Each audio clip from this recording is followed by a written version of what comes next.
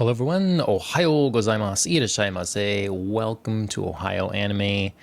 It's the anime podcast that doesn't take place in the morning, but it is morning in Japan, so that's how we get away with it. This is, it's been a couple weeks now, per usual, kind of trying to get back on a schedule. And I guess if anyone's counting, this is about episode 41. So we're going to be getting a couple guests in here, a couple regulars, and we're going to be going over Howl's Moving Castle, talking about that, our thoughts. It's my first time having watched it. And then our return to anime conventions. So those will be kind of the main things on the agenda. Looks like we have both guests here, so we'll go ahead and get them both in here. Phil, Andrea, how's it going? Excellent. Good. How are you? Good. Perfect timing. Andrea, I see you got your Rolling Quartz shirt on. Yeah. Represent. Nice. Did you, Phil, did you go see them too? Like you go over in line there and stuff with Andrea, or? They weren't there, I think, at that time. So no, I didn't actually meet just like a roadie was there. Okay. Yep. Sure. Okay. Well, I'm glad you guys could both make it. So, it's telling everybody up front, back to anime conventions. Mm-hmm. The last one I was to was Anime Detour 2019.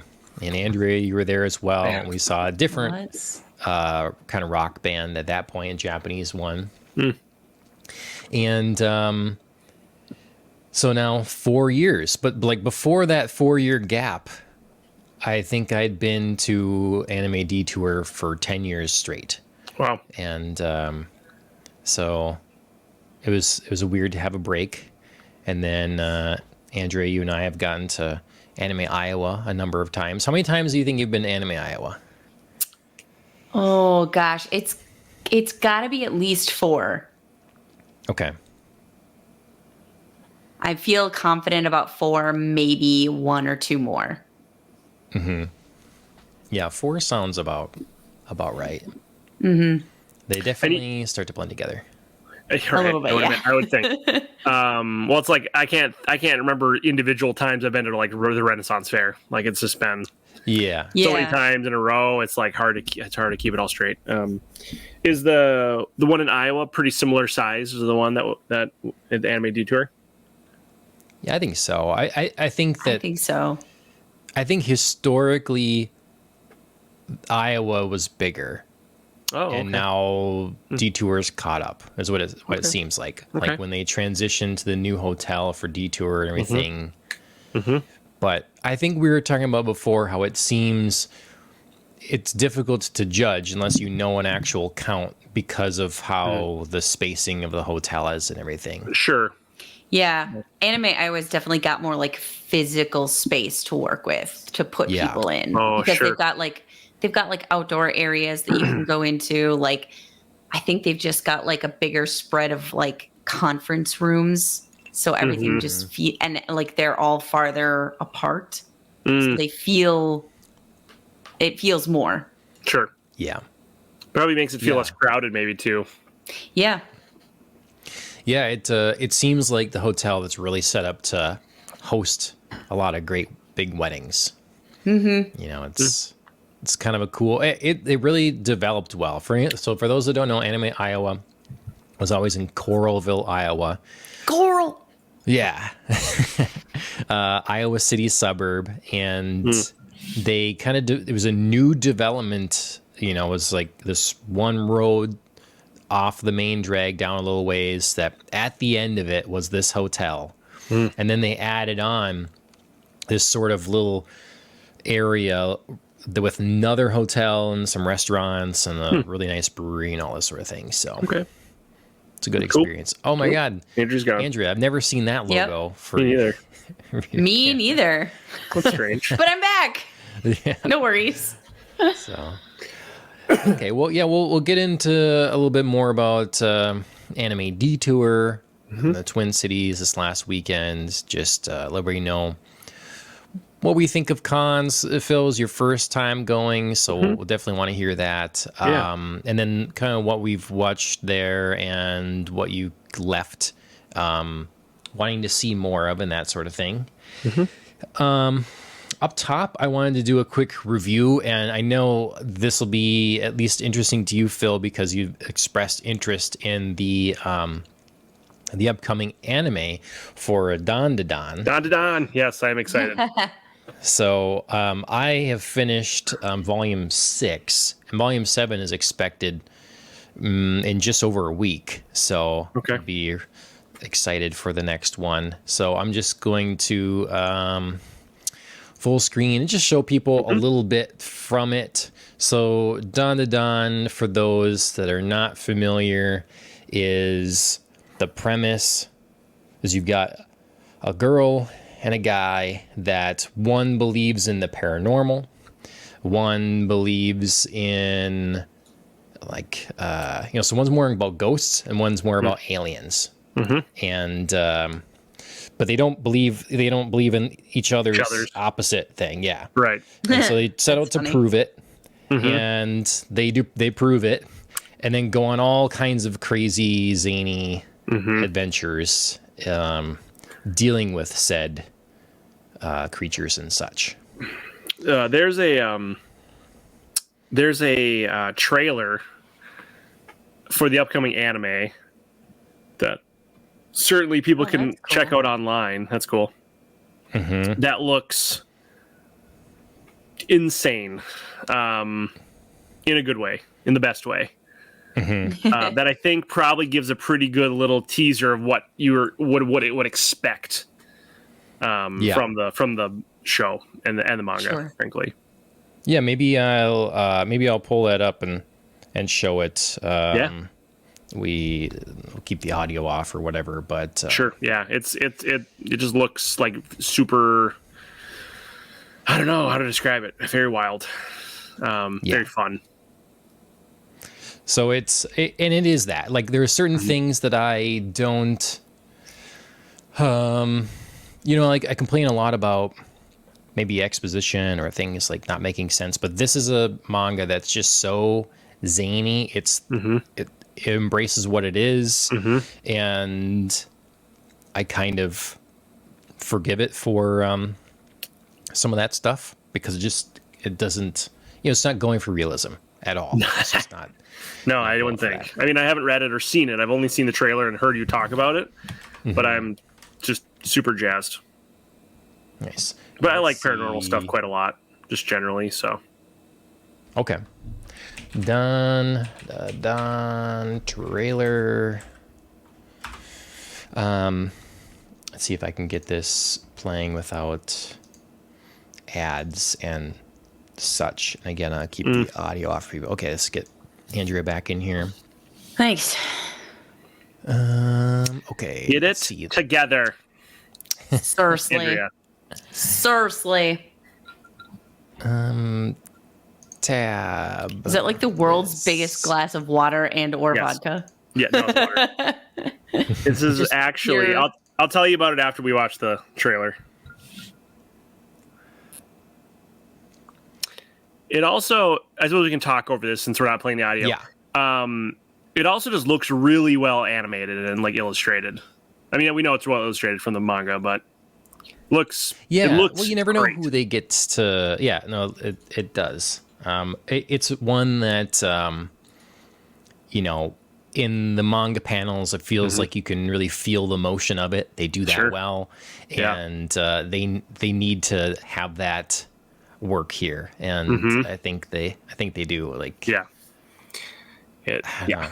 It's going to be exciting to see it in color. It's always fascinating. Some things I don't want to see in color, and some things I do. And they're playing Sure. a lot in this. You can see in here already with black and white. Yeah. And Yeah. when things And color. Some color. Yeah. Yeah. So Yeah. I'm pumped for it. Yeah. This October, I think. October. Oh, I forgot it was Yeah. that far. Oh, yeah. Okay. Well, I guess I can, You get time to start reading the manga. There I you did go. see. There you go. Oh no, it wasn't. Never mind, it wasn't. I was at Target and I saw they had like Target has such weird selections of things. They have like some manga volumes mixed in with all their books, and so I was like, oh, Kaiju number 8. Like I could maybe just while I'm waiting the next couple weeks to start that, I could. But it was like volume 9, like one copy of volume 8 or 9. I was like, well, okay, that's not. That's because you're too slow. Everybody else was like, I guess grabbing it up, snatching it. Something, but So there Behind the 8-ball. The Kaiju 8-ball. God, I'm so punny. It's terrible. I don't know. I have a sound thing on this, unfortunately. No, that's right. A little sound effects thing. I don't think we want to be that kind of podcast. Hey, this added like zany sound effects. Well, yeah, like we talked about that because we can do that in Discord on the regular podcast. Yeah, we haven't really done it yet, but Alan has suggested or put out a warning, like don't overuse. Threatened. Let's be straight. He's threatened. Yeah. Just add him in post production. Oh man, I got a warning on YouTube. Heads up. Ooh. We've detected like content from someone else, video belonging to someone else. Sure. I thought you didn't. I thought it was okay if you didn't play the sound. Look, what it usually what happens is You just they tell say them. there's copyrighted content in there. Yeah. And then it's fine. It doesn't matter. Like they're just saying like they usually it's allowed, whatever. Okay. It's not a big thing. And even if it's not for us, it means we get demonetized, but we're not monetized yet. So it doesn't really matter that way either. But there you go. Yep. All right. But yeah, it's more like, hey, we saw that, just making sure, like, we know, but as long as like there's no audio, it's all good. Got it. I've had one instance very obnoxiously, and it could always happen where it's like, no, you can't, your video cannot be up with this in there. So you're just gonna have to chop that whole chunk out if you want to exist. Yeah, that's happened once. Was that the Oscars thing? Well, no. Or did we get that resolved? But see, I guess I expected that. That one made sense because we accidentally went in and there was music right away that was copyrighted. So that was different. But playing a trailer with no sound, that happened once to some anime. I think it was JJK maybe. It might have been. Interesting. Yeah. So, Andrea, to answer your question about my gigantic glass. Yeah. Let me get a better.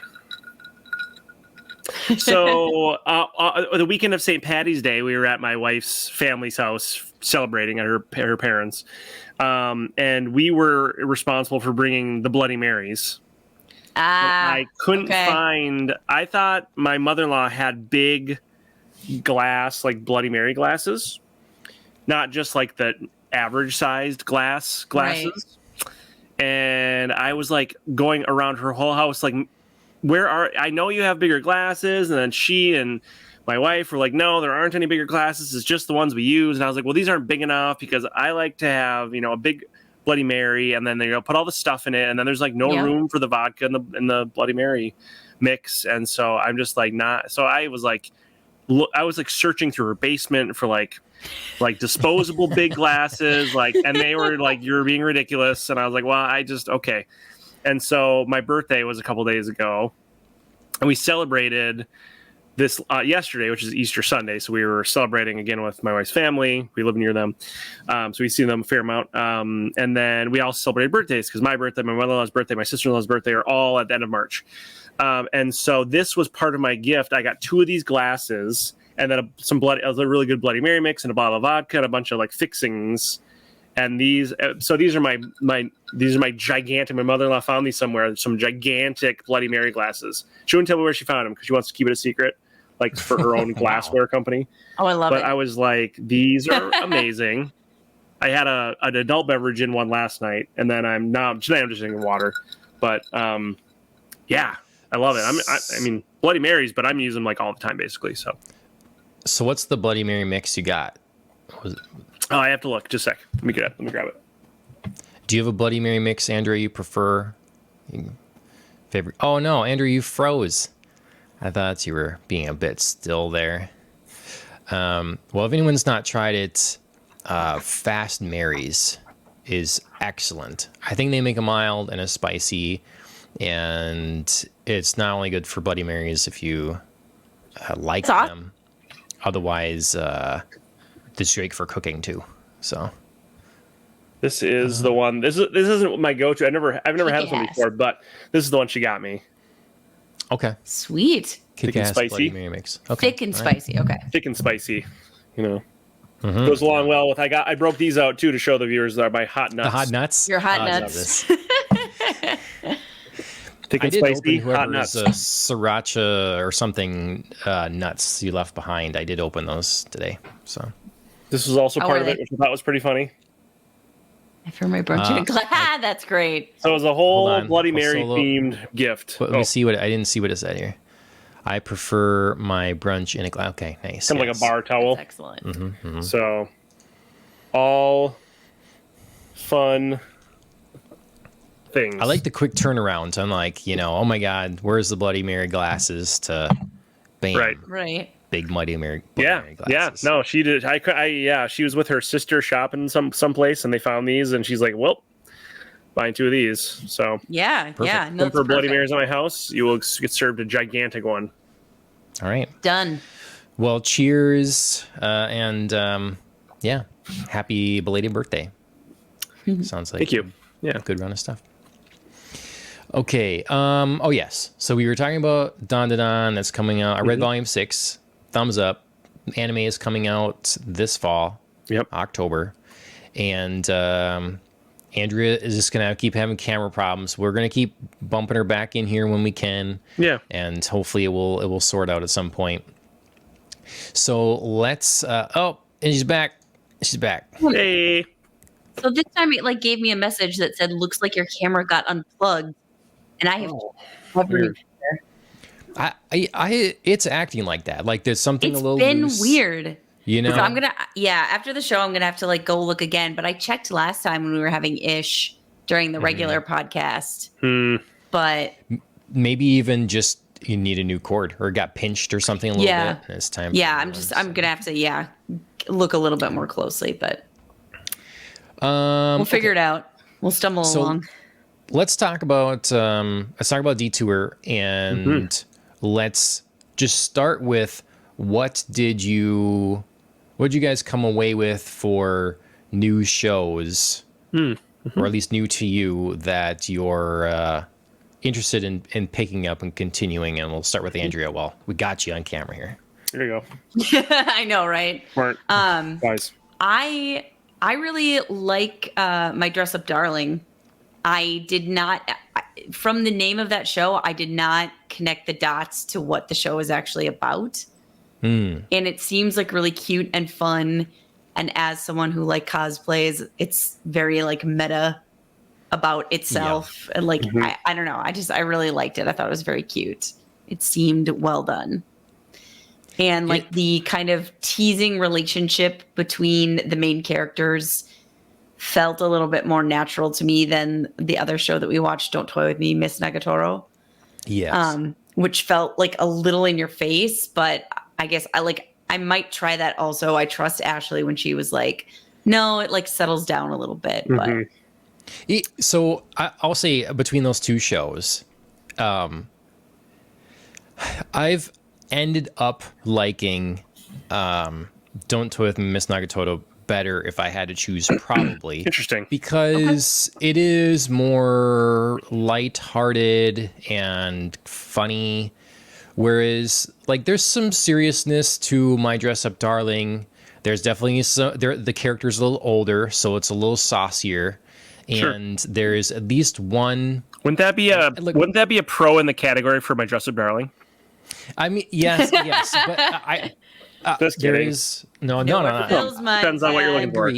I agree, Bill's but just Food Wars. there's one, and I've watched a ton of anime. There's one scene that makes me uncomfortable in that show. Really? But Okay. it's done and it's past, and so. But yeah, it's well animated, and the characters come across as pretty genuine, and yeah, I'm a fan of both of them. So Okay. be That's good excited to to see know. what you guys think. That's good to know because I was gonna suggest that one for Dana and I to watch. So Yeah. Maybe I'll watch it first and let you know. Pre-screen it. Yeah, that sounds great. I mean, I could pre-screen it too. But. It's fine. Look, I'm gonna watch it anyway. So you said there's a pro. It wouldn't it be a pro in the pro column, you know, to have something saucier, and that's true. I would just say that, you know, there's a lot of different people watching shows with a lot of different interests in that sort of realm. Sure. And they kind of cater to a couple of them. And one of them for me is a little like, but not your thing. Then it's, past. So, okay. So, but a mainstream, you know, maybe it's like a not as mainstream of a saucy thing. Saucy for some, but not for most people, maybe. Or you're just a prude. Definitely not. Definitely don't consider myself a prude. No. Okay. But yeah, no. Well, it's weird. I just would like to see it, and you would, yeah. All right. You have to watch it and judge it for yourself. It's right. it really is speaking to a neat otaku nerd community. Like it really is not for the normal person. It really, because it really is speaking to people that are maybe feel repressed in their passions and their things that they're interested in, whether like deemed worthy or gross or whatever by anyone else. And so like gonna have your own judgments on all those things. But this show is really sort of saying like, hey, you can follow your passion and you can find others that are interested in that thing too. And like, it's kind of that sort of positive gaining confidence sort of thing. Okay. So ultimately that's where it's at. Yeah. All right. Fair enough. What else? Phil, it sounds like you echo that one. Yeah. Look, I mean, I only saw, we kind of came in late and we saw like the third of 3 episodes, the first, like the third of the, you know, but I liked it. I enjoyed what I saw. And, I'm always kind of on the lookout for shows for the wife and I to watch together. And it seemed like that was a kind of up our alley as a couple, kind of like romantic comedy type things. Yeah. Yeah. Mm-hmm. And then, the Don't Toy With Me, Miss Nagamoto. What was it? Nagatoro. Nagatoro. Yeah. That one is interesting. I mean, I trust you. We're already starting. I said we're already starting with. Oh, right. Bill. Right. What was it? Yeah. What was it? You know, initially it was like, I mean, you know, the show, I don't think it's a spoiler to say it starts out, you know, she's kind of like giving him a hard time all the time. And it almost comes across like bullying at first. But I do get this strong vibe that she like likes him and is like, it's all, I was telling these guys I was telling you guys when I was watching it, but I was like, I think this guy's going to be happy he put up with the teasing because I think she likes him. And like, you know, so it's kind of like the schoolyard, like little young boys, like a girl, so they push them down because they don't know how to like tell, like really say how they're feeling. So it's kind of like that, except with more like middle or high school age kids or whatever. So I can certainly believe that one gets, you know, really comes into its own at a certain point. And I certainly trust your and Ashley's judgment, except for the Kappa anime. Other than that, I fully trust your and Ashley's judgment. So the Kappa, whatever it is. Yeah.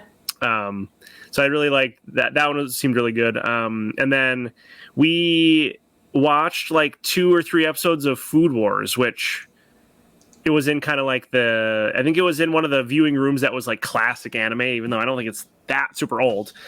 But I had always heard kind of mixed things on Food Wars. Some people I've heard like really loved it, and some people are like, it's like people like having orgasms to food. Like, so I don't know. Yeah, foodgasm. So it's kind of like a little out there, but it was actually I thought it was quite funny and like well done and kind of knows what it is and leans into it. But I wasn't like completely it wasn't like this crazy inappropriate thing. I mean, it's more like kind of funny. That was really quite good. I might actually keep watching that one. Okay. So yeah, I found it interesting that the like classic room. I mean, I know we're getting a little bit older, and it's hard to like see some things from, you know, maybe the era that we were growing up labeled as classic or like retro. But that felt like, I don't know, maybe it was just like a mislabel because there felt like a lot of newer-ish, newer adjacent animes. Yeah. And when I thought of like classics, I think of like stuff from like late 80s, early 90s, I guess. Or even like more iconic, like showing like like stuff that you need to watch. Yeah. Well, Food Wars, let's see when that started. Wasn't that like in the 10s? I swear it was going on in like 2014 or, you know. Yeah. Which I know is like 10 years ago. It just doesn't feel like that's like classic yet. Yeah, it's so the manga 2012. Okay, so yeah. When it started.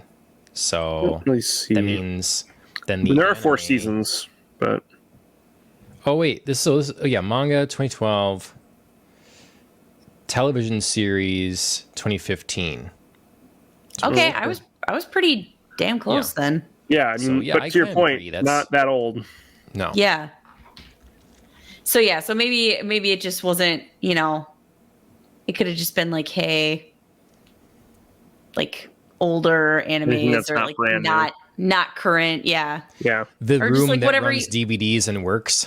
Yeah, exactly. Yeah. The non-streaming room. Yeah.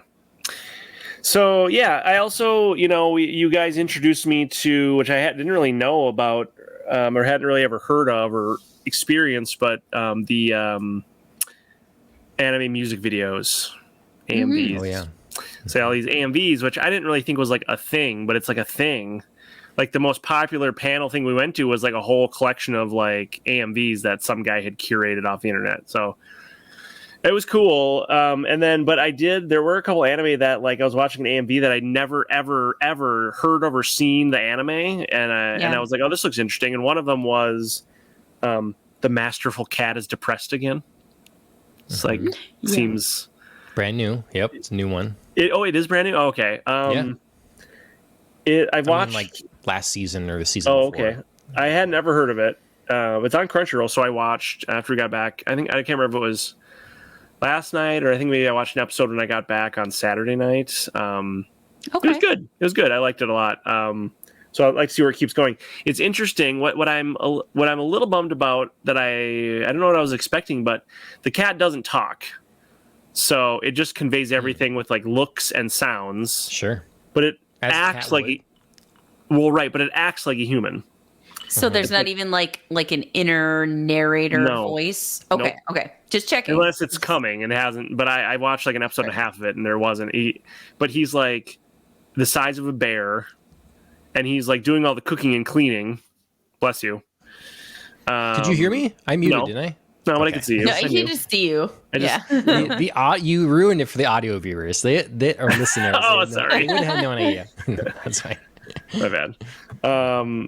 Yeah, so it's interesting. I think it'll be fine, but I like the anime where the animals and the humans can, like, one of my favorite anime that I've talked about before that we recently discovered that I dressed up as the Khan, the campfire cooking in another world with my absurd skill, where the main character has a wolf demon Fenrir familiar who talks, and he has a slime familiar who eventually learns to talk as well, which I enjoy that gimmick. But you know, what are you gonna do? Can't have it all. Well, speaking of which, just while we're on the topic here, showing a little bit. Oh yeah, sure. There you go. Yeah. You can't see his nose in that one. I painted that nose. Oh, that's I'm right. Sorry. Look good. You painted the eye. I mean, you did a good job. It looks good. Thanks. You cut out those teeth. That was good. Yeah, thanks.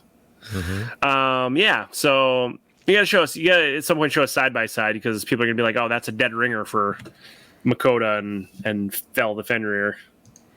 Okay, really, so what do I type in for this? What do I type in? Oh, campfire cooking. Yep, campfire cooking. In another world. In another world, yeah. I mean, that should get you there. Filling in. Okay. I don't have the modernist technology to to do the side by side per that's se, okay. but I will definitely get an image that this is this looks right. Let's see. Let's get this here. I've been blocked. Why can't I look at that picture? What's going on here? That was a good one. Different picture. What if I just... Here we go. There you go. Okay. Okay. John's got it. Okay. And share screen. Bam. That shirt is like spot on. Yeah, Dana made that actually. Well, she like found I think she found one at a thrift store, and then there you go. There you go. Yeah. Aside from the hair, everything was pretty spot on, I think. Yeah, that was good. No, it looks great. Yeah. Thank you.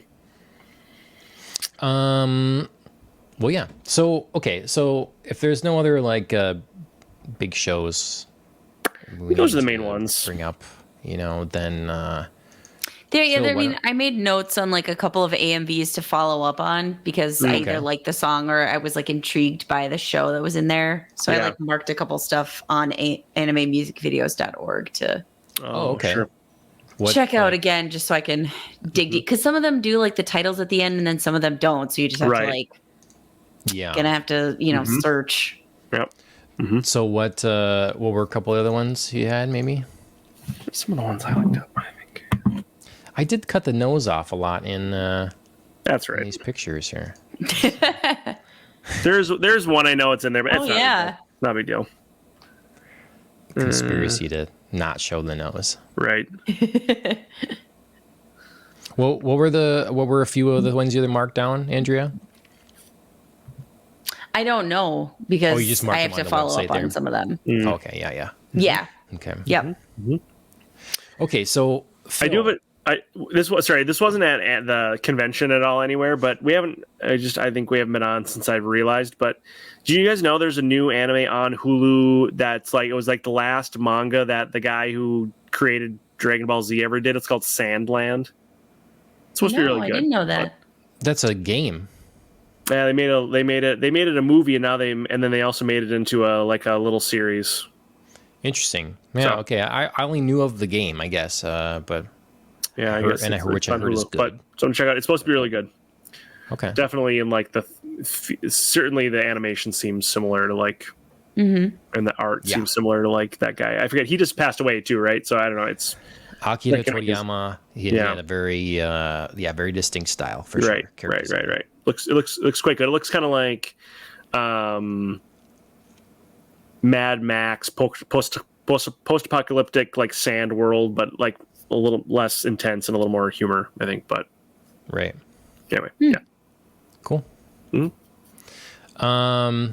So yeah, we'll stick with you, Phil, here for a minute because this is your first anime convention you've been to. Have you been to any other conventions? Like comic cons or gaming conventions? I haven't. Way less nerdy conventions. I've been to. You think those are less nerdy than an anime convention? Yeah, I've been to. I don't know. A coffee convention. Yeah. I mean, fair, maybe. Yeah, I guess. I think they're all fairly nerdy, which I'm here for it. It's cool. It's good. There's nothing wrong with being nerdy. I've not been to any other ones. Okay. Not been to any other ones. I've always kind of intended to. I just, I got friends and relatives who've been to like Gen Con, which seems like a cool one down in, I think they have it in Indianapolis every year. So it's all like tabletop gaming. I wondered if you'd gone to something for tabletop. Yeah, I haven't, but I would like to. I'd like to do it more, get into more of those. But sure. But I really, sorry, was there a follow up question for you? So what'd you think of this then? Would you, being your real first convention here, what'd you think of being there and how it went? And did it meet your expectations? What were your expectations, and how did it, line up? Yeah, it did. I mean, I think in some ways it did, and then there are things that weren't there that I kind of, for some reason, expected to be there. But I didn't. I tried to go into it just with no huge expectations because it's my first one, and I just didn't really know what to expect. I mean, I'd read through some of the con information before going, but I mostly just kind of wanted to soak it in. And I think I told you guys when we first got there, I was like, I'm just kind of here for the ride. Like, I mean, you guys show me what's the cool stuff to go see, and I'm here for whatever. So it was really cool. I really enjoyed just like kind of taking in all of I think we did a fair amount of like walking around and people watching, waiting in line and people watching. So, I mean, that was fun. I think if that were that way every year, I'd get a little bit like, enough already. Let's do more stuff. But being this was the first time, and this was the first one they haven't done it in like 5 years, right? So, I think for 4 years. Done some. I just haven't been to anything. So. Oh, I thought they hadn't done Anime Detour in a few years because of COVID. No. Oh, they have been doing it. Yeah. They didn't for a couple years. I think during COVID they wouldn't have been able to. Right. Or at least a year or two. There was like a smaller thing that happened, but I don't know that it like they technically labeled it Detour. Oh. Okay. Well, I don't remember how it all went. The first year it was early, so I think it might have gotten through. It was early in spring, Okay. And then the next year it was just a lot of restrictions around it. And then the next couple years I don't know because I was busy with kids stuff. Sure. Yeah, fair. So I guess I kind of expected it to be more like industry driven and planned, and I didn't realize it was more of like a grassroots thing. And you guys kind of explained to me, it's like, no, it's just people that like started this and then it just grew and grew and grew. I expected like I just assumed there'd be like anime studios there that were like, come and see her. Like, this is the stuff that's going to be coming out in the next year. Kind of like they'll do it like gaming conventions where it's like, these are all the games that are coming out by like the game companies, or maybe that's not how it is at those either. I don't know, but that's just the big ones. That's really only the big ones. Like at the big conventions, Anime Expo and stuff, then companies will go there. They'll have their cast and stuff. They'll do a panel, and then they'll make announcements. Yeah. Premiere trailers. Yes. That sort of thing. That's kind of what I expected. And to some extent, at least not in every single like panel, but like some of the big ones, some of like the keynote panels. But I just don't know. Maybe I just didn't go to those. But I didn't notice that there was any like major keynote panels where I was like, oh, I got to go see that because that's the dude who wrote this manga or something. I don't know. Like, I was talking to Ashley about it a little bit. We're a little because previously there'd be a lot of people that they make their extra money, these voice actors and stuff, going on the convention circuit. Sure. So when they're not doing voiceover work, they're on the road all across the country and then signing things, selling their things to sign, and hanging out with people. The con pays them, they put them up, and that's what they do for a lot of extra. But now it seems like there's, I don't know, maybe it's this convention, maybe it's not the case, and other ones, but it seems like there's sort of the next generation of voice actors that maybe isn't used to doing that. Because normally there are several panels that are hosted by these voice actors. And they're a lot of fun usually because they have stories to tell of how the industry began and all the things they've done and all the fan interactions and all this sort of thing. And I didn't see much of that now from these people. And I'm wondering if it's like, maybe they don't have stories to tell. They're young and they haven't lived much, and the industry is kind of formed now, and they're just a part of the machine. Sure. Maybe they're just. Well, shy. I was wondering if it's like a curse of anime growing more popular that they have enough work that like they don't need to make like a side hustle. Maybe. Unless they really want to. Yeah. You know what I mean? Like they don't need to do that as much because it's like, no, I'm kind of like busy with my back-to-back shows or, maybe, I've just got enough to do and I don't want to. I don't know.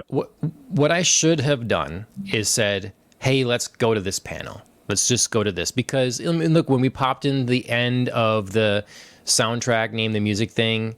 It's like that doesn't sound appealing That's immediately, fun. but it's fun, like Sure. you just. Sure. And so Yeah. there's a lot of things like that aren't necessary. It really depends on who's running it. Sure. Sometimes you've been to panels and they don't really know how to control the room, or they're kind of behind. They talk quietly. Yeah. But then there's other panels that, they're put together people and they're doing a zany whatever panel, and you don't have to be directly related into that thing or knowledgeable of it, and it's still fun. And so we definitely should have done more of that, because those are the things we wouldn't have had to wait in line for. Sure. They're just the run-of-the-mill whatever panel that someone's putting on that you just pop in and see if it seems fun, like it's a fun environment. Yeah. So that's cool. I guess now I know that's what it's like. I guess I assume those panels are being done always by like professionals in the industry in some capacity. But they're like, any Joe Schmo can just be like, I want to do a panel where I talk about my favorite anime for an hour. Yep. People just come listen to me just chat. So it's like, okay, that's cool. But like, I can do that by like just talking with my friends or like watching a YouTube video online. Yeah, but like, so for instance, I think it was the last one we were to, maybe, Andrea, you had a former colleague or friend or something that ran a panel, and it was all about like Ben, the greatest, like Yoko Kanno is the greatest music composer, period. Fight me, basically. And you sort of just went through and like talked about the discography and like the history and why, gave the top 10 or whatever, and gave a why. And you could kind of go and listen. And then if you love Yoko Kanno like I do, then it's like you get to go in and your other friends probably don't even know who that is, even if they like anime. So then, you get to be in a place where other people are really familiar, or into that specific thing. Yeah. So probably I should would have needed to see more. Yeah, and now like kind of how things work. Like that panels can be run by pretty much anybody. Some they're usually marked, like some that are run by professionals and some that aren't. I'd be interested to see like next year's program if they maybe are bringing some of that back, or like bringing back some of like, I really enjoyed the preview panels, either when it was a voice actor being like, hey, I have a little sneak peek of like what I'm working on next. Yeah. Because the studio was like trying to, drum up some attention, or it was like, hey, I'm from, Crunchyroll or Funimation, and here's like a lineup of what's coming next. Right.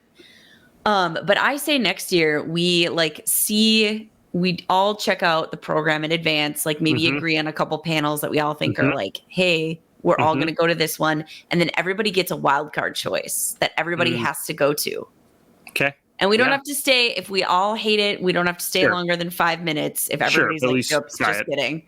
Yeah. But at least nice. we have to go in in and out. You don't have to. It's not. I did not feel any pressure to like sit in a place. People come and go. No one's gonna be like, "Hey, you're leaving." What? It's very chill. Yeah. That sounds a great idea. And I also, just it being Easter weekend, and I had a couple of obligations that I couldn't get out of on Saturday morning, so I had to kind of go back and forth a little bit. And then I also think some of that was just my own stuff that I had going on that I couldn't stay for the whole weekend. I was there basically from Friday afternoon around like 2, and I had to leave early Saturday morning for a couple hours for an Easter event where for your younger viewers, close your ears, but dressed up as the Easter Bunny at my local suburb get-together. Use proxies, Yeah, right. Can't be everywhere. Easter Bunny's real, totally. I just was going in for him. That's what I told my kids anyway. So I had to go do that for a family function. And then I came back. I was probably back like around 1. Dropped back off, and then I was there, and then I left at like midnight that night. So I didn't get it at all on Sunday. I missed all Saturday morning basically, and I didn't get there super early on Friday. So some of that was my fault, but some of that, I think there were maybe some kinks in I don't know. I felt like an old man. I just turned 38, but I felt like a very old man because there were some of the, and I know Khan's perfect, but there were some things that I felt like, so for example, not to be too critical, but the line to check to get your pass and like check in was like a mile long. I don't know. They only had like 2 people actually like, and this was for the pre-registration people. We had all done pre-registration months ago, and we had to wait in line for like 2 hours to check in. That just seems insane to me. Like, so I don't know. Some of that kind of stuff was a little annoying. They kept, I think, people would line up for these events, and like for example, at one point we were lined up for an event like the concert on the first night, which was really cool, by the way. The rock concert was awesome. And like the line ran up a wheelchair ramp, and then staff kept coming to tell us like, you got to move back. There's someone else come through that needs the wheelchair, which is like, of course we're happy to do that, but it's like, why did you run this line down the wheelchair ramp in the first place? You could have put someone at the very end of the ramp and then like oh, go on the outside of this, and you're going to line up along the outside of the ramp because we have to keep it ADA certified, which they should have. So it's just like there's some little annoying things like that. That was just like, is anybody around the show here or what? But I don't know. I guess a lot of them are volunteers, but I don't know. Yeah. It's a lot of volunteers. Definitely, definitely are sounding like old man there. But yeah, I know. I definitely am. There's fair. So I will say that we've definitely had years where staff is rude, in the past. And this year, like people weren't no one was fussy about a badge. Most people, I think, it didn't seem grumpy. What about that lady who made us get out of the way of the doorway for the con suite? But the existence of volunteers was almost not a thought most of the time. Yeah. Whereas I felt like other times maybe it was, but sure. Okay, fair enough. So yeah, I agree. I do think some of this is symptoms of again the con needing a larger venue. It's just it felt like there was a lot of people there for sure. There were, which in some ways is cool because you're like, wow, look at all the people here, but it's a little squished. Yeah, a little squished. And the open areas aren't near things. Like that open area, like over, like that balcony overlooking is not actually really near like panels. So like everything feels like if you're trying to get from panel to panel, it's a little squishy. Yep. I agree. Mm-hmm. Yep. But I really, can I say too, but, aside from not really, kind of knowing what to expect with the panels, I really liked that they had these viewing rooms. You could just try like, oh, it's showing this. Let's go watch this. We did a lot more of that on like Saturday. I really liked that part of it. And it was cool discovering, anime music videos. Now I know that that's a thing, and there's like millions of them out there apparently. So that was cool. And then I really liked, I don't know if this is necessarily specific to anime conventions, but this particular one, they have this whole thing where people will like reserve hotel suites, but instead of staying in them, they like turn them into this little bar for like the late night like after party, and people can just go and get like free drinks that people like made for and then you just have to kind of, it's almost like bar hopping with, am I saying something that's allowed to say on? You guys are looking at me like, oh, Andrew's maybe frozen. Yeah. Okay. Andrew was looking at me so intently. I was like, am I not supposed to be saying this? Oh, okay. Yeah. So that was super cool. That was really fun. Again, there was a lot of people there. So there were times when it's like you're waiting in line to go to these bars. I felt like I was in college, like on a crowded night on like the main bar strip for the college kids. You're like having to wait in line to go get a drink. But it was fun. But I mean, see, to me, it paces out because like if there was no line, you would go in there and then you just kind of hang out, for a little bit. I guess some rooms are okay to hang out and some not. But unless you kind of get to, it just paces you for the whole thing, That's Otherwise, true. you're going to go and slam 6 shots of something. Right. Good point. It'd be a little bit much. Yeah. So, okay. Fun, so, liked it a lot. Andrea, as a convention veteran, Oh, badge of honor. Thank you so much. I'm a vet now. So I was kind of looking up because I was curious to see if Con had in fact like shut down fully. Mm. And it looks like it did for 2020 and 2021. And then it was like half virtual in 2022. And like there were panels that were streamed and there were a limited number of attendees. Oh, okay. And then it looks like it was fully back last year. Okay. So it's completely not And what then I this imagined. year now too, of course. And it really is kind of almost a new startup then. Yeah. Okay. Overall, I really liked it. I mean, I know we're done with me, but I just wanted to put it out there because I gave my like critiques, but it was a super fun experience overall, and I'm really glad he did it. Even though I'm still, and this is me just being old and saying old person things again, I'm still like pretty exhausted. Like, and I even got a lot of sleep yesterday and took a nap, and I'm still like quite tired from staying up so late. Same, and it's same here. I'm like dragging all day. It's like I had to do stuff, and it's like I don't know. I felt like I got some sleep, even like it wasn't. We've definitely had cons where up later, both or as late both nights. So yeah, I'm kind of surprised. By that, but. You're not as old as me, but you're not a spring chicken either. Right. Let's see. Andrea's texting and is talking about her internet continuing to cut. So yeah, let's. I'll give my my few impressions, and if we can get Andrea back in here, hopefully in time we can get hers, and then we'll move on and get into Howl's Moving Castle before we gotta get out of here. So I mean.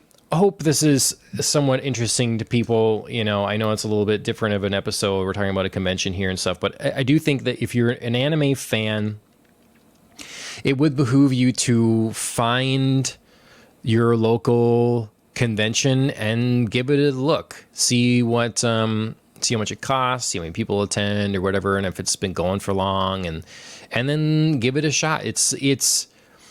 I always say with these cons, like if I try to tell people to come, I always want people to come to an anime convention that actually like anime. If we're going to do stuff together, please come and like anime. But otherwise, if you are okay doing things completely separately, still just come anyways. Because I always say like the room parties are a fun time. Kind of regardless. If you like music, there's always a rave or a band or DJs, whatever, Fridays, Saturday nights. So that's fun. There's like a burlesque show that we didn't go to, but like some cool stuff like that. It's always a party. It's always a party option is there. And if you're not into that, like say you love board games, you can go and spend 2.5 days playing board games or getting in on maybe you can't play D&D with people much in person. Go jump in on D&D games with people. Like you can go, they'll have pre-done character sheets, some of them, or you can just build one there, whatever, like that people run them differently. There's nerds looking for groups of people to game with, like you can go and do that, or just pick games that with your friends and try them out. The classic games or the arcade games, maybe you used to love DDR, you kind of got dust off, the DDR shoes, whatever, and go try your hand at that. I was playing just classic Tetris, whatever. Like there is a lot of choices of things to do here. Meeting friends if you want, checking out art, go to cosplay. Some people, they take cosplay very seriously. They do 3 different costumes for the 3 different days, and they don't do much other than like walk around. They go to the photo sessions, they get their photos taken, and all this sort of thing. So there's a lot to do and check out and whatever. Along those lines, John, I did think it was cool that like a lot of people will just walk up to each other and be like, "Oh, hey, your cosplay is amazing. It's one of my favorite characters. Can I take your picture?" And people are usually like, "Oh yeah, for sure." So it's cool to just be able to like take some pictures of different people, so you can be like, show your friends, like, look at this person was like, her costume was exactly like Freerin. She looked like amazing. It was like professionally done. So I don't know. It's just kind of fun. Then you can kind of see what people do. Absolutely. And everyone's pretty chill about it. So it seems like. Yeah. I mean, people who doesn't want to be complimented on the thing that they maybe put a lot of work into. Yeah, for sure. So. Exactly. So, So yeah, for me, ultimately, I guess my biggest regret is just that I didn't kind of force you to go to more panels. You know, it's like, Fair. let's just do some of these, you know, even if, you know, it doesn't seem interesting, it might be fun, might get a laugh out of it. Yeah. And then, it was more a situation for me of like trying not to leave my kids for too long, first time or whatever. Because Yeah. normally it would show up way earlier on Friday, Sure. and wouldn't have to deal with that line. Yeah. Because that was, you know, so next year definitely trying to prioritize. Like, look, you gotta get there early and get through that, because that's a massive waste of time. Yeah, well, I was gonna add. Yeah, I was gonna agree with you that I think if it had been like a normal weekend, wasn't Easter, we could have all gone there earlier and stayed later and not had to leave. Then we would have been able to, I think, have time for more of those panels and stuff, and I would have gotten a more full experience. But even what I did get, I really enjoyed a lot. I had a lot of fun. And for all those, I got a free beer, whole can of beer. You did. Couldn't stop talking about that. No, that that's night, true. Yep. Because well, they gave me a full beer. It's a whole beer. It's cold even. They had to have seen the shock look on my face. That's all. Yeah. You know, it's couldn't believe it. So I get it. Gotta, let's see, make sure I don't show inappropriate pictures on here. True. I was trying to see if there's anything else I could show quick, but yeah, we did go see. It was fun to have the Korean rock band there, Rolling Quartz. They're awesome. They put on a good show, and then they had a fun panel the next day that we managed to get into, and it, that was cool. I'm glad. I would have no idea about these guys if it weren't for this convention. So they seemed to have a really good time, and they cosplayed themselves. So okay, that's Anime Detour. Make sure again, everybody check it out. You know, next year or their local convention. Take a look. There's a lot all over the country. I bet there's not a state in the country that doesn't have their own anime convention. You think so? Yeah, probably. You're probably right. I'm sure. Yeah. Even in the deep south. I bet so. Yeah, I think so. Okay, absolutely. All right.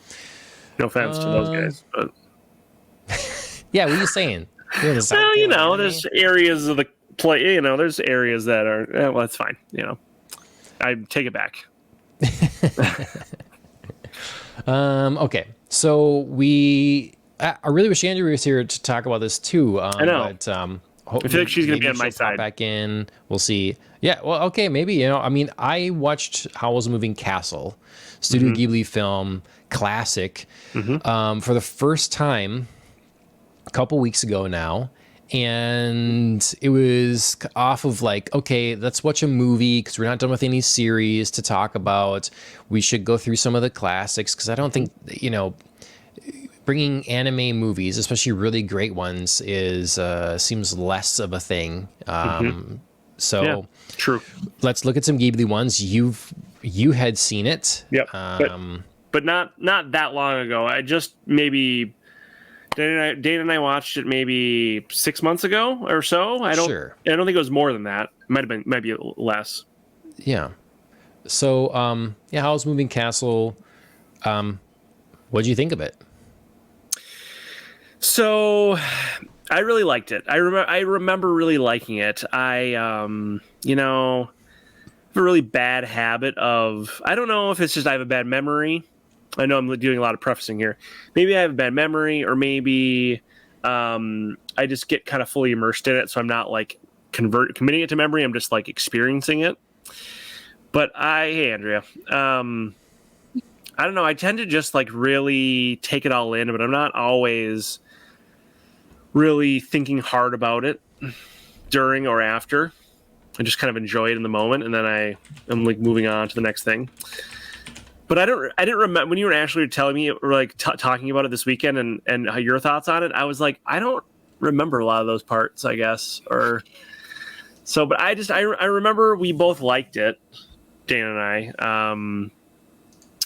I remember thinking it was like really well animated, and obviously, I mean, Studio Ghibli. I remember overall really liking it. I really liked the main female character. I remember Howl being kind of a little bit of a just a hair bit of a creeper, but Okay. I think I really remember enjoying it. I remember it got kind of bizarre towards the end, but I remember liking it a lot. Well, It was a terrible review. Sorry. Well, I don't know. Certain things end up, for me anyways, have always made me start looking at things differently. So like you say, like there's some things that you just watch, but and just kind of washes over you. Mm-hmm. But for me, that's usually not stuff that I'm paying attention to. And, like for me, it always started when I made some short films, it's just in high school and stuff. Even though those were really basic and silly and everything, the thinking about doing it and how to set that up and how to write it or whatever, doing a script, then makes you look at when other movies, real ones and stuff, through that lens a bit. And pun intended. And then there's in college, it was more of the same, and you start.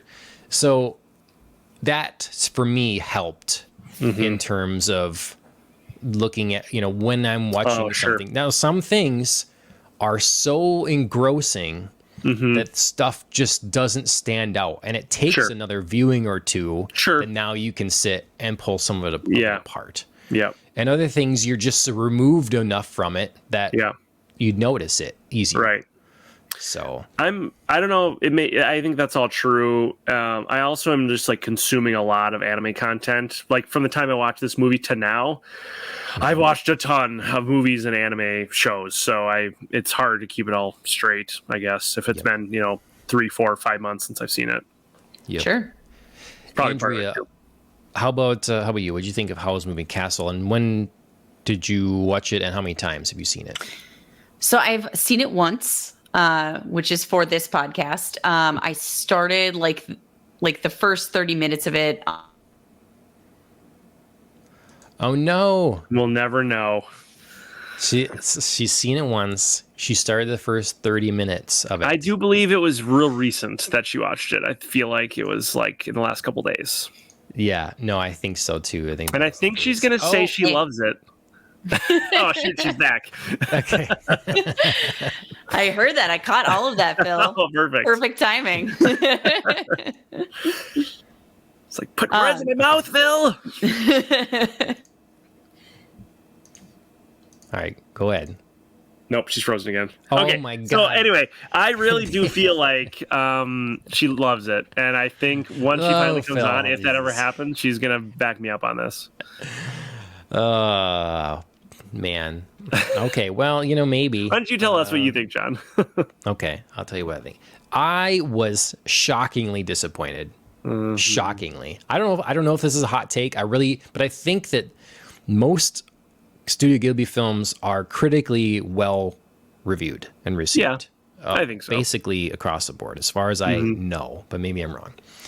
This one, I always thought looked cool. Yeah. Then you said it was one of your favorites of Ghibli's, and I went into this, and it started out good. Started out great. It's like this is gorgeous. I'm interested in the world. Whatever war is happening, the conflict that's in this is cool. And then it progressed to make less and less sense. So like the spectacle stayed cool and the events were fun. Like when she is escaping the capital, and flying away and stuff. That's cool looking and stuff. But that's about when things really started to not make sense. At first it's like, wow, our protagonist here is really taking well to the idea that she's now old. Well, what incredible, that's amazing. And they kind of give it the thing like she's never thought she's been beautiful. So sure. Whatever now, I guess. Yeah. But you might actually be old and much closer to death. And we don't have any idea that she was like unhappy with her life, really, other than, True. No, she didn't seem particularly unhappy. from what I can remember. But she doesn't seem particularly like happy. Also, like where I get the sense from her that she's like, I'm kind of up for an adventure, and this isn't exactly how I imagined it to be, being old and stuff. But she's like, I can go with this and kind of just like go with the flow here. I think some people can excuse this movie's writing in some people will probably say that they've come up with a whole bunch of like meanings behind everything. Like sure. Why, sure. and it's allegories and stuff, and they've deciphered what this means. Sure, probably. Well, you can tell me what that is. I'll listen, but okay. I'm doubtful. The other side is like, well, look, it's for kids and it's a whimsical, exciting sort of thing for children. And it's so like you're not gonna see a lot of other stuff. I don't like that answer most of the time because I think you can write things for children that are still hold up to an adult's logic standards. Sure. Because then it's like Batman the Animated Series is always one of the great examples. It's targeted and acceptable for kids. 10, I think it's rated probably Y7. Sure. So it's like a 10-year-old. But someone that's 40 can watch it and not think, wow, this is stupid. Sure. Like, this is illogical because it was not written in that way.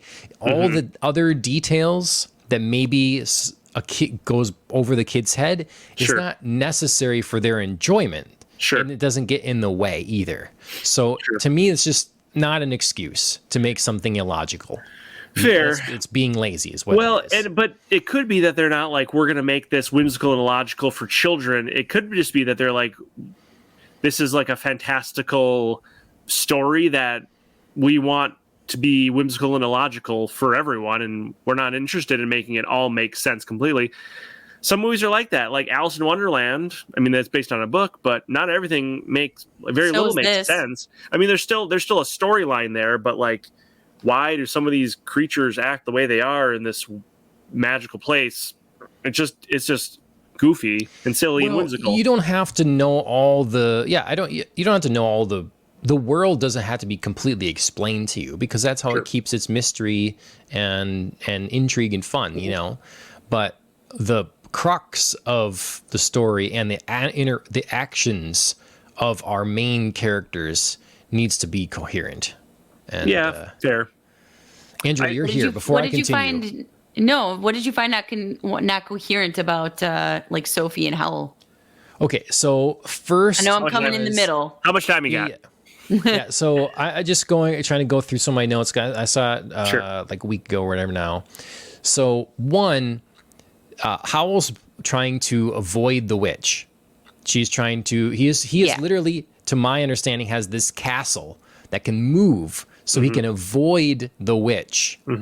Then he encounters the witch, and she's brought into his home. Oh well. Whatever. Almost makes more of a deal about bringing in Sophie than the witch. Like, don't mess things up, Sure. But my arch nemesis is here. But she's like not powerful anymore. She's just like old and like lost all her power. Like Madame Suleiman was like, yeah, I just returned her to her age and took away her powers. So what could she do? Well, and at that point, his life is already like super disrupted by Sophie. So he's just sort of like at that point, because he keeps like at some point in the movie, he's just like, family just keeps growing. Right. More peeps. Maybe he just grows and learns that like, and he like loves Sophie. So he's like, actually now I can put up with a lot of this stuff because now I've found love. And where does that even come from? Like, it's one of those things where at the end is like, wait a minute. I understand the Scarecrow loving her more than Howl at this point. Howl's been rather cold and indifferent. He's sort of because he had no heart, though. His heart was like so all of a sudden he gains a heart, and now he loves Sophie, and she loves him. There was nothing built between them. There was a tantrum that Howl threw because his hair changed color. He was literally melting down because his hair was a different color. So again, irrational, erratic. What's that? I said no one said he's not a bit of a diva. Definitely. Yeah, but again, how is this He's definitely like selfish and like like, yes, vain, super, because he definitely talks about like being beautiful and like, what do I have to live for if I'm not beautiful? And Sophie's like, I've never been beautiful and I live just fine. Right. So like, she's definitely, I think, in love with like the idea of him and the fantasy and the like fantasticalness of him, and the fact that he lives this like open, free life, or what she just like assumes until she actually gets in there and is like, oh, just kidding. Like, you know, there's more to you than I like understood. But I mean, I think he definitely undergoes a change, and so does she. She matures in a way. Like, she's definitely in love with like this fantasy of a man who like took her walking in the air and, you know, made her feel like her life was full of more possibility than it was. And then as she comes to like understand who he is, she complains about him. He's, you know, he's selfish. He sends her to the palace. Like, why are you going to be here? This doesn't make any sense. But then, you know, that's like what happens with people. They fall in love with this perfect presentation, and then they find out people have flaws and they love them anyway. I don't know. That's where like my mind made logical sense out of it. Because I don't think there always is a reason why people fall in love with people at the beginning. Well, right. I need to see her falling in love, other than like, and vice versa. You know. Sure. I mean, I think it makes a lot of sense for her. She's clearly been very sheltered, clearly dissatisfied with her life, feels ignored, unwanted. And then when she gets turned, you know, into her like grandma Sophie, she's just like, why was I so afraid? Why was I holding back? I'm just going to do stuff, see where it takes me. Now I'm in Howl's castle. He's, you know, romantic and dangerous and fun, and I'm just going to go with this. And then she like, finds out he's a whole and melodramatic, not perfect person. Because then like, if he is, even though missing his heart, is falling in love with her, why does he like decide he's almost just gonna go on a suicide mission? He's just, okay, I'm gonna join the war now. I'm gonna be in the war. You know, screw it. I'm gonna transform, even though it's like I might get stuck that way and it's really hard on me. And like, to hell with the little kid who I'm like taking care of and stuff. Yeah, he seems to get forgotten about a lot.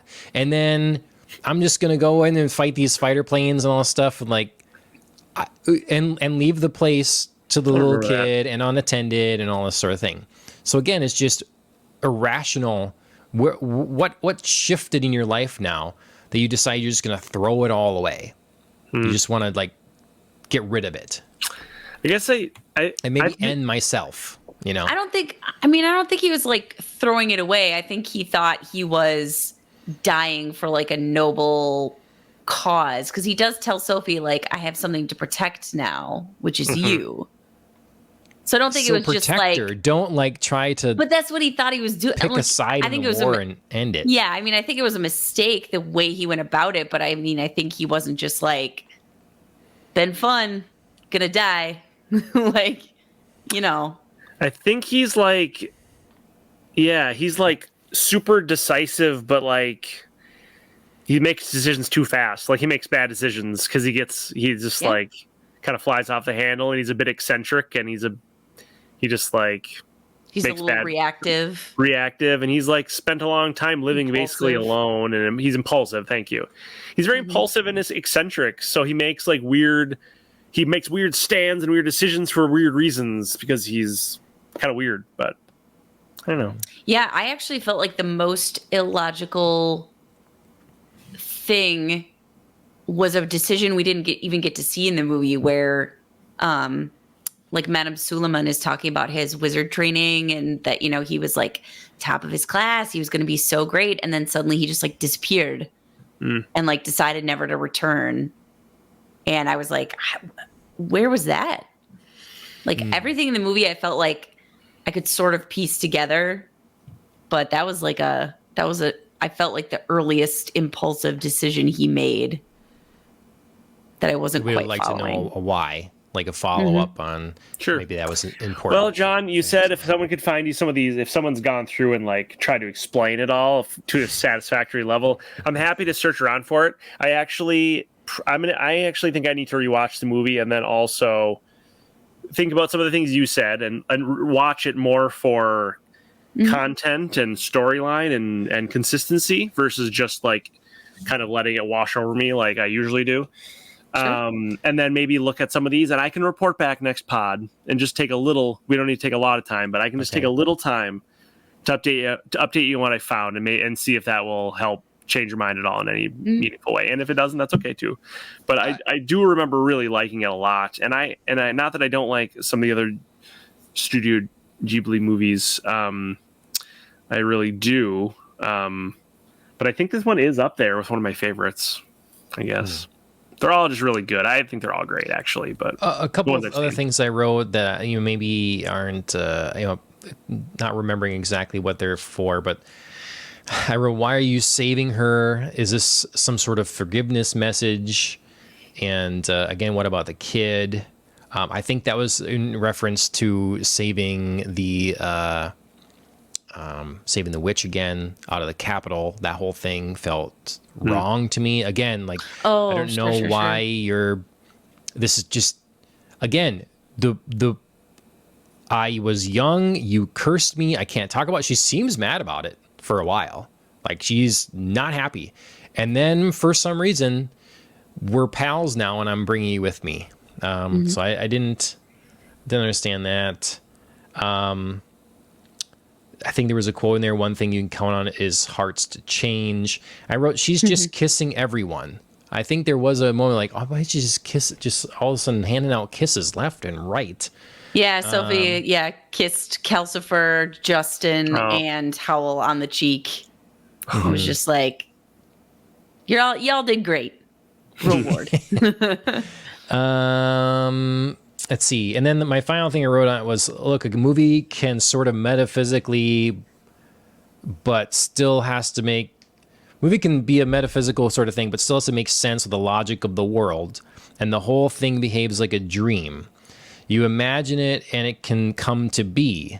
Is that what we're seeing here? Because this movie to me would make sense if Sophie died. There was a bombing and she died or was about to die, and this was like her last moment's dream. And then at the very end, she actually bleeds out. That was the end of the thing. Because I wouldn't like that. That'd be very sad.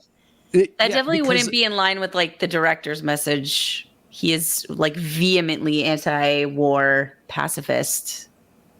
Well, right. So that'd be the thing, like how horrible it is.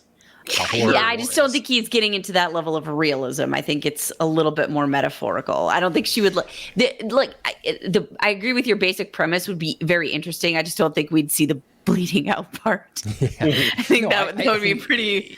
It would be horribly depressing, and I wouldn't want to see that movie. It would be a stretch for somebody who is a pacifist, I think, to make a movie with that in it. Yeah, there's something like that. You can just watch Grave of the Fireflies. Yeah. Say what? I said if you want something like that, you can just watch Grave of the Fireflies. Oh, I've never heard of that. It's supposed to be horribly sad. Yeah, I've not seen. I've heard of it. I actually had it for a while. I was borrowing it from a coworker, but I never could bring myself to watch it. It's supposed to be super sad. Yeah, it's like World War II setting, I think. It just I was explaining to you guys at the convention, and like I just really think this is what makes sense to me is when you're in it, when you're dreaming a dream, it all makes perfect sense to you. You can go from point A to you can have massive swings in personality, and you can be. You could be fighting someone, and the next minute you're best buddies. You could be, in your house, and then the next minute you're on a different planet.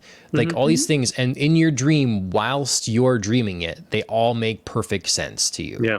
But if you were to write it down or to explain it to someone, it doesn't make any sense.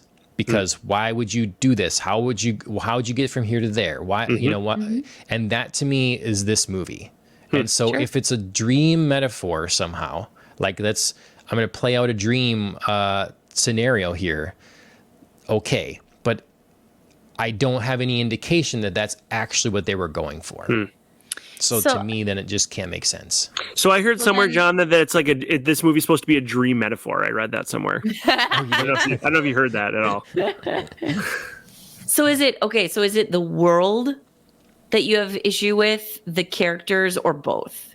It's the characters and the just the choices they characters. make. Yeah. Okay. So like, Okay.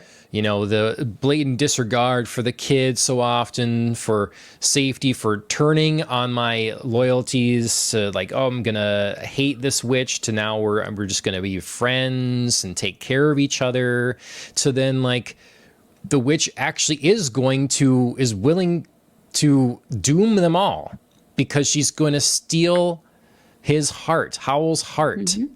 They're all going to die. And we're still supposed to be okay with her. And Sophie says how great a person she is. Like, you're a beautiful something being.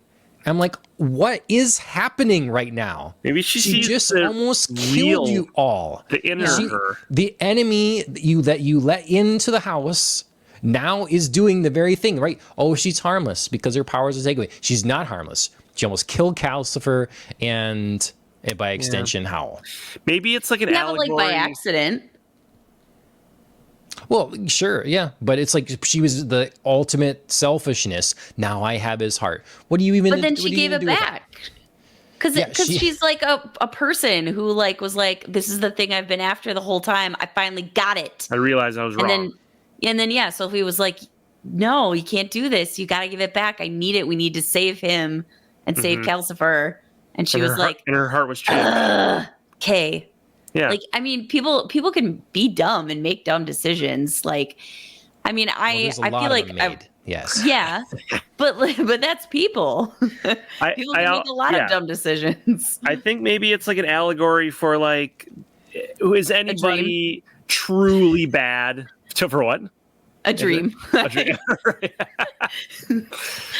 So go back to this dream theory. Now, I think it's like this whole idea that like, you know, is anybody truly bad? No one's like born a bad seed. People act a certain way because of things they experience or being treated really badly or trauma. This whole idea of like hurt people. You know, maybe this witch just had a lot of trauma in her past, and this experience really helped her work through that. And they saw the inside person, the little girl who had been hurt and became this witch. And it's like, oh, showing that like people can change and people can be better and like change, you know, and like revert back to who they used to be and get over their history and their trauma and stuff. I don't know. Does that sound like, I don't know, Andrew, you saw this most recently, I think. So what do you think about that? Yeah, theory? I mean, it felt like Sophie's compassion and capacity to forgive was outsized. Dreams. I mean, her ability to forgive and be compassionate was a bit outsized, because, you know, like I would have difficulty if somebody cursed me. Sure. In just being like, I'll take care of you. But I think she was kind of used to, I don't know, in a weird way, she was like, you know, her mom clearly was someone who like kind of took advantage of her kindness and her ability to forgive, like would do stuff like go run off, be impetuous, marry a husband. And Sophie's just like, it's not what I want. It's not how to best take care of me, but I still love you anyway. So she just sort of like applied that to these people because she was like, that's what I know how to do, even when confronted with this like fantastical, you know, world that I'm now living in. And I think she kind of found maybe some advantages in her situation. Like she was like, I'm old. I can just do what I want. I can say what I want. I can, you know, I don't have to worry about stuff. She said that a lot throughout the movie. So while I find her like borderline saintly at moments in her capacity, I think that was the point of like Howl and the Witch of the Waste turning around, was like, she forgives us. She is still showing us she cares. Like saves you know, us. Like we can turn it around and like try to be good people. I mean, even Markle, like really, sure, he starts out as Howl's apprentice, but by like mid-movie, it's clear that like Sophie's the person who cares for him and he's like desperate not to lose her. It's her he's attached to now, not Howl, because Howl's been pretty selfish. Oh, for sure. So I think the like everybody in the movie gravitates to Sophie, and it's her like love. that is capable of transforming these people.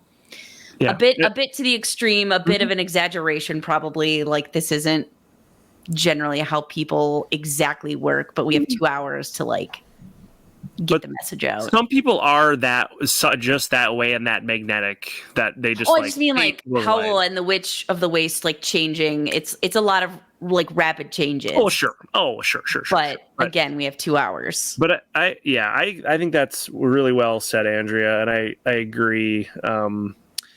And I also think that is pretty consistent throughout. I mean, I always get that kind of impression that Sophie is like just like a very compassionate and like and good person who cares about others, and I mean that part's pretty consistent, I think. So I think that's very like believable that she could be like, I forgive you both, because she's not the type of person to like hold grudges. She's not like me. She ain't me. Well, she's still a little salty. Like, she does enjoy like the Witch of the Waste struggling up the stairs to the palace. Like, she does have a little like salty comments now and then. Oh, sure. Like, sure. Not for long. Why don't you just give up, girl? You're not moving up here. And then at the end, she like, I do need to watch it, but yeah. Well, I will say that's the best rationalization for this movie. Good job, Andrea. That I've heard anyways, is like, it's almost if she's going to play the role of some sort of chosen or saint that can dole out forgiveness, and that forgiveness can be so powerful that it can change people's in the moment, change them who they were before. Yeah, and all the lives things that they've built up or whatever, and then it's like, well, I think some of those sorts of people get to a point too where they like, I've lived so long and are really deep down very miserable, and they come across some person who like really shows them a different way, and I think a major change can happen in those sorts of situations. Sure. So I was interested to know because I was looking this movie up because I thought it had won an Academy Award. So I was like doing some, and it was nominated but lost out to Wallace and Gromit and some like offshoot of the original. Anyway, sure. Long-winded explanation to say, I didn't know that this was based on a book.